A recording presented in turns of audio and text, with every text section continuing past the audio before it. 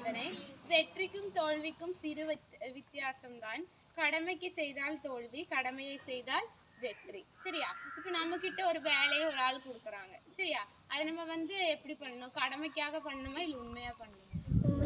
உண்மையா பண்ணணும். சரியா? இப்போ ஒரு ஆள் நம்ம கிட்ட வேலை கொடுக்கும்போது நம்ம இந்த வேலையை என்ன பண்ணணும்? ஏனோ தானோ என்ன இருந்தாலும் செய்யணுமேனுங்கிற அந்த ஒரு சிந்தனையோட நம்ம பண்ணாம என்ன பண்ணணும்? முழு மனசோட உண்மையா நம்ம இந்த வேலை செய்யும்போது நமக்கு என்ன கிடைக்கும்? வெற்றி கிடைக்கும். சரியா? இல்ல நம்ம ஏனோ தானோன்னு செய்யணுமேன்னு செஞ்சா நமக்கு என்ன கிடைக்கும்? தோல்வி கிடைக்கும். சரியா? இப்ப நம்ம கிட்ட பெற்றோர்கள் இல்ல, ஆசிரியரோ பெற்றோரோ நம்ம கிட்ட ஒரு வேலை செய்யும் போது ஒரு ஹோம்ஒர்க் கொடுக்குறாங்க. நாளைக்கு நீங்க இது செய்துட்டு வரணும்னு சொல்லும் போது எதுக்காக கொடுப்பாங்க? நம்ம அதை நல்லா புரிஞ்சுக்கிறதுக்காக படிக்கிறதுக்காக கொடுக்குறாங்க இல்ல. அப்ப நம்ம என்ன பண்ணுவோம்? வீட்டுக்கு போய் விளையாண்டு அடுத்த நாள் யாராச்சும் எழுதிருப்பாங்க, அவங்களை பார்த்து என்ன பண்ணுவோம்? அப்படியே எழுதிட்டு இருப்போம். அப்படி பண்ணலாமா?